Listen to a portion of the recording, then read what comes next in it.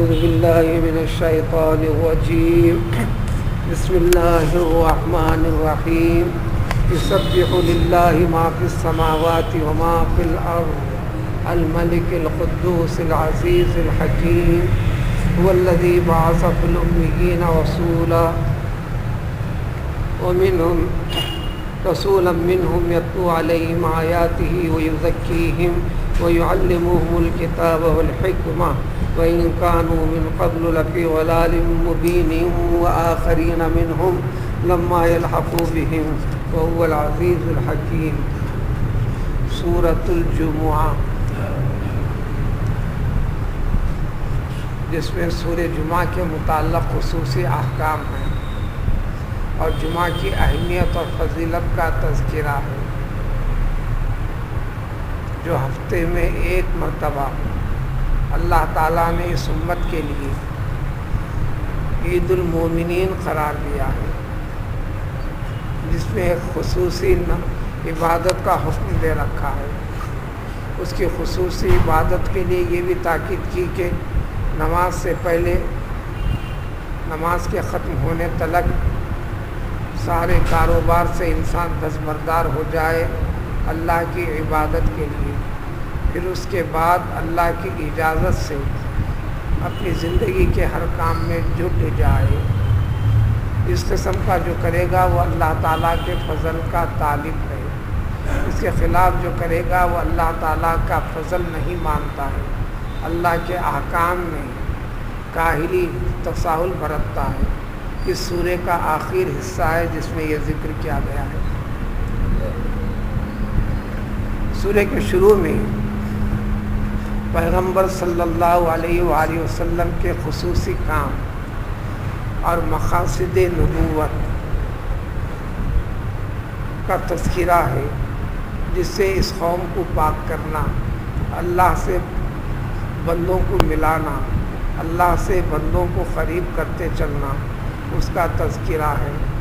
یہ سارے تذکروں کے باوجود بھی اگر کوئی شخص، یعنی قرآن موجود ہے، قرآن اللہ نے بھیج دیا، نازل فرما دیا، اس کی تعلیم و تربیت پیغمبر علیہ السلام نے فرما بھی دیا، انہوں نے اپنا کام پورا مکمل کر دیا، لیکن قرآن ہر گھر میں رہتا ہے، قرآن لوگ رکھتے ہیں، صرف رکھ کر چھوڑ دیتے ہیں، عمل نہیں کرتے، تو ان کو اللہ تعالیٰ نے یہودیوں کے طریقے سے ان کا عمل جو برا تھا اس کا ذکر فرما کر،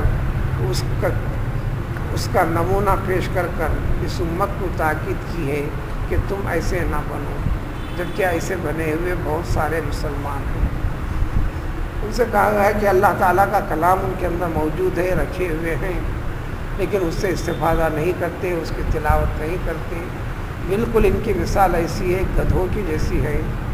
گدھے کے اوپر بھی بوجھ لاد دینے پر انہیں اٹھا لیتا ہے، رکھ لیتا ہے، لیکن اس کا پیدا ہوتا نہیں ہے۔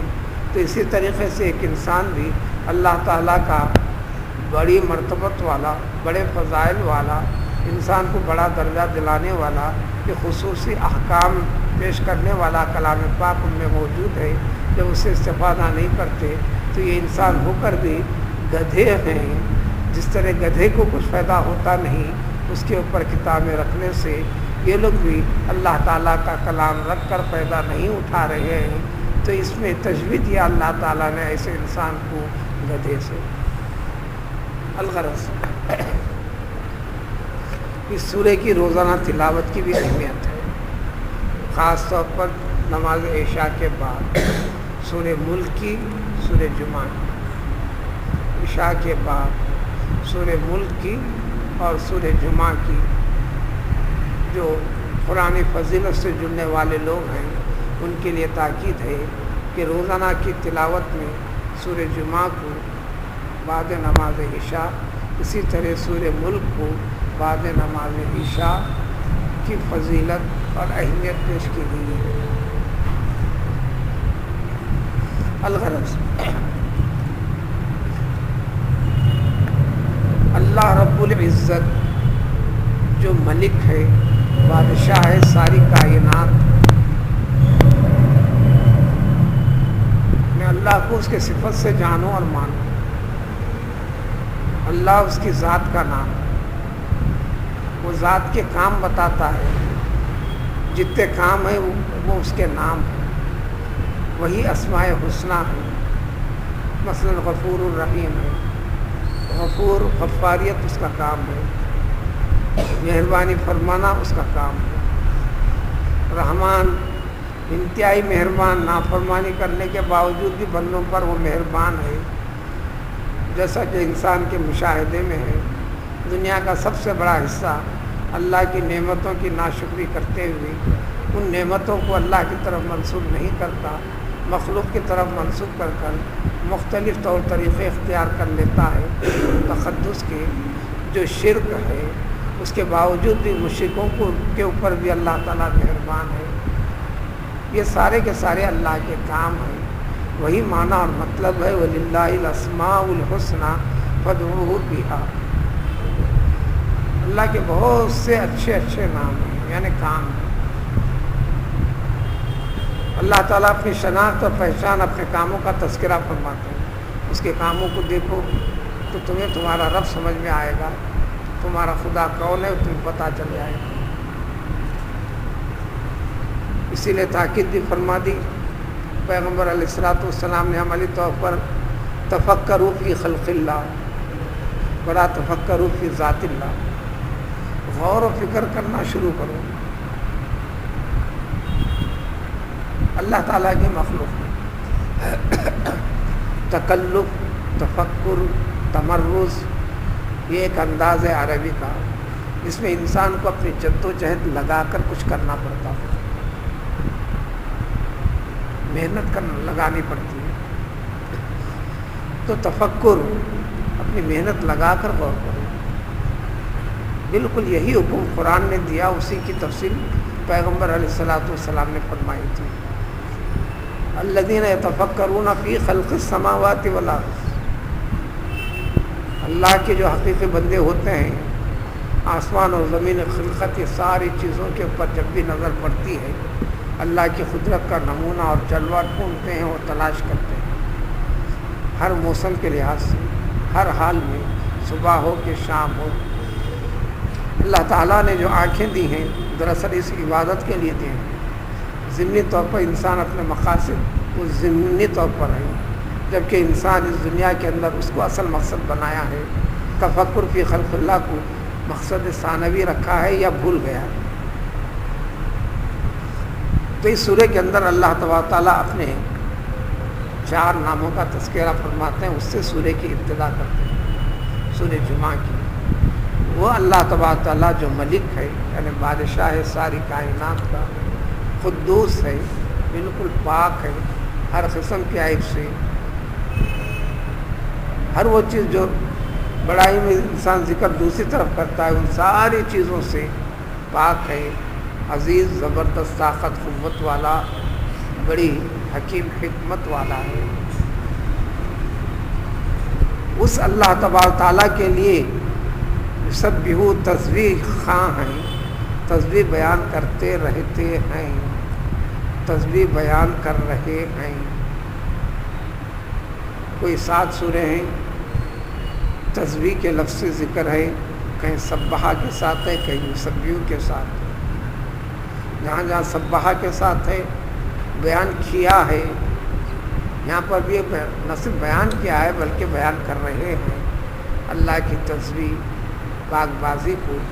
تمام وہ چیزیں بلا کسی استثناء کے جتنے آسمانوں میں ہیں، اوپر بلندیوں میں ہیں، زمین سے اوپر کا حصہ لامحدود جس کی کوئی انتہا نہیں، وہ آسمان. آسمان کے لفظی معنی خود ہیں بلندی. اسی لیے اردو کے اندر کسی کو عزت میں درجے میں بہت بڑا قرار دینا ہے تو اس کو کبھی کہے گا کہ آپ میرے آسمان ہیں، کبھی کہتا ہے کہ آپ میرے قبلہ ہیں. جیسا قبلہ مقدس ہے آپ بھی میرے نزدیک ایسے مقدس ہیں. کبھی کہتے ہیں کہ آپ کعبہ ہیں. یعنی عزت میں بڑا درجہ دینے کے لیے ہر اونچی بلند چیز کا نام آسمان. اور ایک حقیقت ہے آسمان کی جس تک انسان جس طرح مذہب بھی ثبوت اور دلائل میں، وضاحت میں، تفصیلات میں جو پتہ چلتا ہے، اس آسمان تک رسائی آج تک کے انسان کی ہوئی نہیں ہے۔ احادیث میں وضاحت ہے آسمان کی، 7 آسمان ہیں، تشبیہ دے کر بتا دی گئی، بالکل اس طرح جس طرح پیاس کا پدر ایک کے اوپر ایک رہتا ہے اس طرح ہیں، لیکن پیاس کا پدر ملا ہوا رہتا ہے۔ ایک آسمان سے دوسرے آسمان کے درمیان میں 500 سال کی مسافت کا فاصلہ ہے، انہیں ایک بعد دیگر ہی۔ اس حقیقت تک کی رسائی تو انسان کے آج تک بھی ہوئی نہیں۔ اس حقیقت کو قرآن اس طرح اور احادیث اس طرح بیان کرتے ہیں۔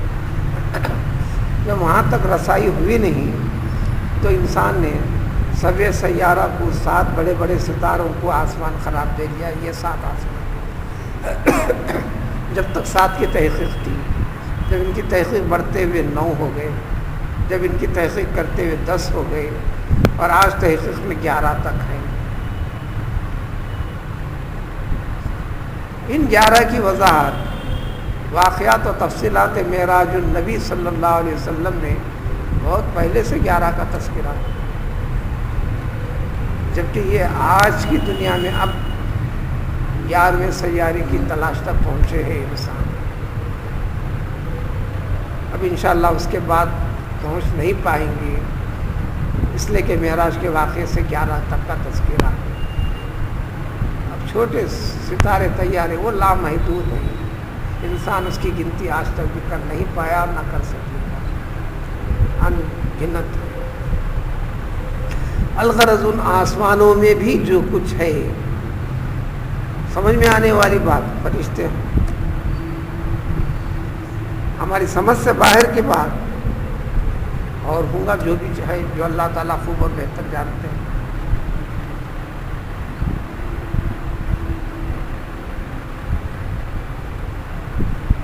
اور بھی ہو سکتا ہے، بہرحال جو بھی ہے، جیسے بھی ہیں، وہ تمام کی تمام کوئی چیز چھوٹی ہوئی نہیں ہے، سب کے سب اللہ تعالیٰ کی تسبیح خواں ہیں، تسبیح کر رہے ہیں۔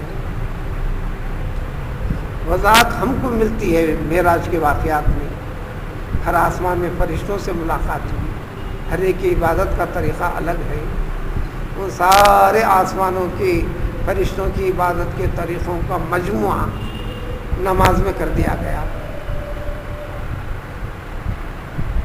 تمام مخلوقات کی عبادتوں کا مجموعہ طریقے کو، اس کے نمونے کو جمع کر کر اس امت کے لیے نماز کا طریقہ، کسی آسمان میں فرشتوں کو حضور صلی اللہ علیہ وسلم نے دیکھا، بس قیام کی حالت میں ہیں، اللہ کی تصویر تقدیس بیان کر رہے ہیں۔ دریافت پر پتہ چلا کہ ان کو پیدا اسی لیے کیا گیا ہے، قیامت تک اسی کام میں رہیں گے، صرف کھڑے رہیں گے، نہ بیٹھنا ہے نہ کچھ ہے۔ ایک آسمان میں جھکے ہوئے رکوع کی حالت میں تسبیح ہیں، وضاحت ہوئی کہ یہ ہمیشہ کے لیے اسی حالت میں رہیں گے۔ ایک آسمان پر دیکھا کہ سجدے میں ہیں،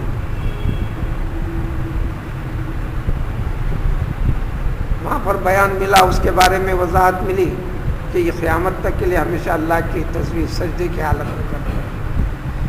وہ اللہ تعالیٰ کو تسبیح حالت سجدے کی پسند ہے، حالت رکوع کی پسند ہے، حالت قیام کی ہے۔ نماز کی فرض ارکان قرار دے دیے گئے، اور جتنی چیزیں زمین میں ہیں، آسمان کی بیسیوں بلندیوں کی چیزوں کی تحقیق انسان کرا، زمین میں رہتے ہوئے زمین کے ہر حصے کی کھوج ابھی پوری نہیں ہوئی، ابھی بھی پوری نہیں ہوئی۔ بعض حصے وہ ہیں کہ اس میں انسان پہنچ ہی نہیں پایا، نہ پیدل نہ پرواز کے ذریعے سے۔ الغرض کائنات کی کوئی چیز ایسی نہیں ہے جو اللہ تعالیٰ کی تصویر بیان نہیں کر رہی ہے۔ اور انسان کو تو ہم نے وما خلقت الجن والانس الا لیعبدونی، میں نے اسی کے خاطر خصوصیت کے ساتھ انسان کو پیدا کیا ہے تو پھر انسان اللہ کی تسبیح اور پاک بازی سے دور کیوں ہے؟ جبکہ اس کائنات کا ایک حصہ ہے، تو پھر اس سے دور کیوں ہوتا ہے؟ اس کی وضاحت سورہ بنی اسرائیل میں ذکر کر دیا اللہ تعالیٰ نے، وَإِن مِّن شَيْءٍ إِلَّا يُسَبِّحُ بِحَمْدِهِ وَلَٰكِن لَّا تَفْقَهُونَ تَسْبِيحَهُمْ۔ کائنات کی کوئی چیز ایسی نہیں ہے جو تسبیح نہ کر رہی ہو۔ اے انسانوں، ان کی تسبیح خانے کا انداز جو ہے وہ تمہاری سمجھ سے باہر ہے، تم میں شعور نہیں ہے اس کیفیت کو سمجھنے کا۔ وہ شعور کی جھلکیوں کو بذریعہ معجزات نبوی صلی اللہ علیہ وسلم کنکریوں سے ظاہر کر دیا، درختوں سے ظاہر کر دیا، جانوروں سے ظاہر کر دیا۔ آپ کی گفتگو کنکریوں سے، پتھروں سے ہو گئی، درختوں سے ہو گئی، جانوروں سے ہو گئی، مانوس جانوروں سے ہو گئی، جنگلی جانوروں سے ہو گئی، اور جس کا انکار بھی نہیں، جس کے اوپر شواہد ایک سے زائد۔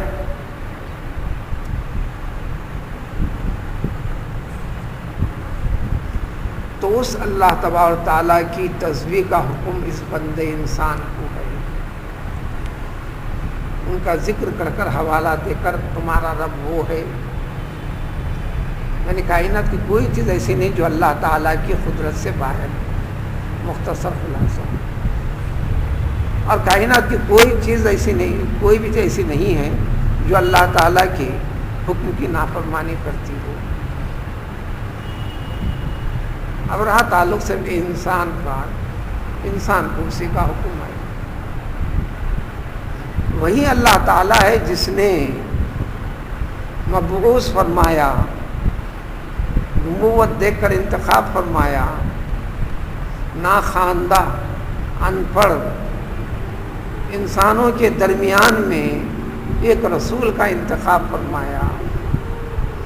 جب پیغمبر صلی اللہ علیہ وسلم مبعوث ہوئے، عرب معاشرے میں لکھائی پڑھائی کا برائے نام ثبوت ملتا ہے، گنتی کے لوگ ہیں بہت کم، تو کثرت معاشرہ ناخواندہ، ان پڑھ، اور ان ان پڑھ قوم میں ان پڑھ ناخواندہ نبی کا انتخاب فرمایا، اور کام انتخاب فرمایا علمی بڑے بڑے کارناموں کی ذمہ داری ایسے نبی کے حوالے فرما دیا۔ تو خود ظاہر ہے بحیثیت انسان رسول اللہ صلی اللہ علیہ وسلم کی بس کی بات نہیں، بحیثیت نبی اللہ تعالیٰ کے فضل اور کرم سے خالص جتنی چیزیں ہیں اللہ کی جانب سے ہیں، آپ کی شخصیت کی طرف منسوب نہیں ہے۔ تو وہی اللہ تعالیٰ جس نے مبعوث فرمایا امیین میں، ماں، امی ماں کے پیٹ سے پیدا ہونے کے بعد جس طرح بچہ بولنا نہیں جانتا، اسی سے امی، ان پڑھ، ناخواندہ، ایک رسول کا انتخاب فرمایا انہی میں سے۔ اب ان کے حوالے 3 کام فرمائے، ایک کام یتلو علیہم آیاتہ، دوسرا کام یزکیہم، تیسرا کام یعلمہم الکتاب والحکمہ۔ تو گویا نبوت کے مقاصد اصل یہی 3 ہیں، یہی 3 ذمہ داریوں کو نبھایا پیغمبر علیہ السلام نے، کہ اللہ نے ان کے ذمہ حوالے فرما دیا یہ کام کہ یہ نبی ان کے اوپر اس کلام پاک کی آیتوں کی تلاوت کر کر منشأ خدا بندی کو بتاتا چلے، آپ نے بتایا۔ پھر دوسرا کام ان لوگوں کو فاسد، باطل اور غلط چیزیں ظاہری اور باطنی،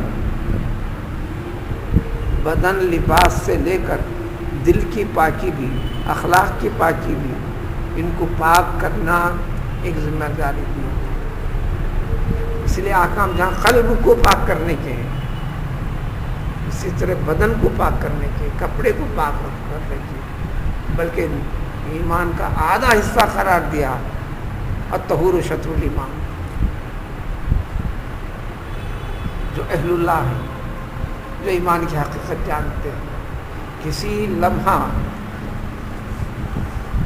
حدث اکبر حدث اصغر سے بھی جس میں وضو کی ضرورت پڑتی ہے اس کو حدث اصغر، چھوٹی ناپاکی، کسی بھی حالت میں اپنے آپ کو رہنا پسند نہیں کرتا۔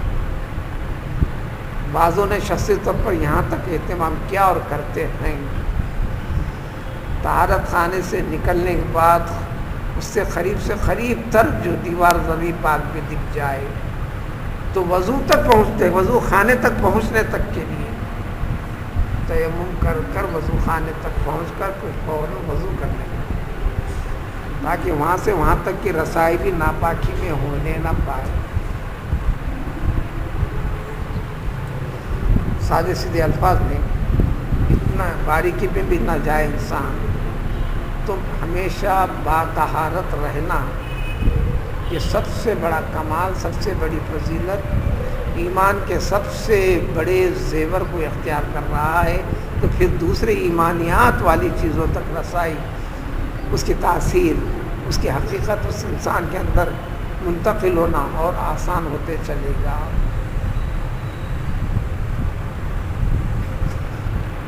اس رسول کے اوپر ذمہ داری اس کتاب اللہ کی ہر چیز کو بتا دینا ایک ذمہ داری، دوسرے یہ ان پر ناخواندہ قوم جو عقائد سے ذہنی اعتبار سے بگڑی ہوئی تھی، ظاہری اعتبار سے بھی بگڑی ہوئی تھی، ان دونوں کیفیتوں سے یزکیہم، یہ رسول پاک کرتا ہے ان کو، اور پھر ساتھ ہی ساتھ وَيَعْلِمُ الْكِتَابَ، اس کتاب اللہ کی تعلیم دیتا ہے اور حکمت کی باتیں بتاتا ہے۔ یہاں حکمت کے ترجمے میں مختلف کیے ہیں، یعنی رسول اکرم اکثر مفسرین نے اس کی طرف گیا کہ کتاب اللہ کے بعد حکمت کا تذکرہ جو یہاں پر ہے، قرآن میں کئی جگہ حکمت کا ذکر ہے، کم و بیش ہر جگہ حکمت نبوت سے ہی تعبیر کی گئی ہے، یعنی مطلب بیان کیا گیا ہے، یعنی نبی کریم صلی اللہ علیہ وسلم کے قول فرمان اور آپ کے اعمال زندگی کے ذریعے سے جب دونوں کو ملائے تو سادے سیدھے الفاظ میں سنت رسول صلی اللہ علیہ وآلہ وسلم، آپ کو نمونہ بنا دیا، پھر حکم نے کہہ دیا، پھر اللہ تبارک تعالیٰ اس نمونے سے مطمئن ہو گئے، شہادت پیش کر دی، انسانوں سے کہہ دیا وَلَكُمْ فِي رَسُولِ اللَّهِ أُسْوَةٌ حَسَنَةٌ، ہر چیز کا نمونہ تم کو تمہارے رسول میں ڈھونڈو اور تلاش کرو، ظاہری اعتبار سے، باطنی اعتبار سے، عقائد کے اعتبار سے، اٹھنے بیٹھنے کے اعتبار سے۔ حدیث کی ہر کتاب میں مستقل ایک حصہ کافی موٹا اور ضخیم باب الاطعمہ کے نام سے، رسول اکرم صلی اللہ علیہ وسلم نے کیا کھایا، کیسے کھایا، کس قسم کی بیٹھک سے کھایا اور کن چیزوں کو ہاتھ نہیں لگایا، پوری تفصیل کو جمع کر دیا۔ تو گویا آپ کی زندگی کا ہر نمونہ، اٹھنا بیٹھنا، کھانا پینا، وہ حکمت تھی آپ کی، اللہ تعالیٰ نے ان کو حکمت سے آراستہ فرمایا۔ وہ حکمت ان لوگوں کو ان پڑھ ناخواندہ بگڑی ہوئی قوم کو بتا دے، آپ نے عربوں کو بتا دیا۔ آپ کے بتانے سے پہلے یہ قوم تھی وَإِنْ كَانُوا مِنْ قَبْلُ لَفِي ضَلَالٍ مُبِينٍ، بالکل بگڑی ہوئی قوم تھی، صحیح راستے سے، تہذیب سے، تمدن سے کوسوں دور تھی۔ اس لیے اس آیت کے بعد پھر لا کا ذکر ہے، یعنی بات پوری نہیں ہوئی، اسی میں تذکرہ شامل ہے۔ وآخرین منہم، اور اس قوم کے ساتھ اللہ تعالیٰ نے ان عربوں کے ساتھ غیر عربوں کو بھی ملا دیا، انما المؤمنون اخوہ رشتہ دے دیا۔ تو اس آیت میں نبی کریم صلی اللہ علیہ وسلم کی رسالت صرف عربوں کے لیے نہیں، ساری دنیا کے انسانوں کے لیے۔ صحابہ کی ایک جماعت میں بیٹھے ہوئے تھے، تشریف فرماتے پیغمبر علیہ الصلوۃ والسلام، اسی دوران اس وقت یہ پورا سورہ نازل ہوا، سورہ جمعہ، آپ نے پڑھ کر سنا دیا، کیونکہ ذمہ داری آپ کی وہی ہے، یتلو علیہم آیاتہ۔ صحابہ نے پوچھا وآخرین منہم، یہ کون لوگ ہیں یا رسول اللہ صلی اللہ علیہ وسلم؟ آپ خاموش ہوئے۔ پھر پوچھا گیا خاموش رہے، پھر پوچھا گیا خاموش رہے۔ پھر چوتھی مرتبہ سلمان فارسی رضی اللہ تعالیٰ عنہ سامنے بیٹھے ہوئے تھے، ان پر ہاتھ رکھ کر کہا یہ قوم ہے، یعنی غیر عرب بتانا۔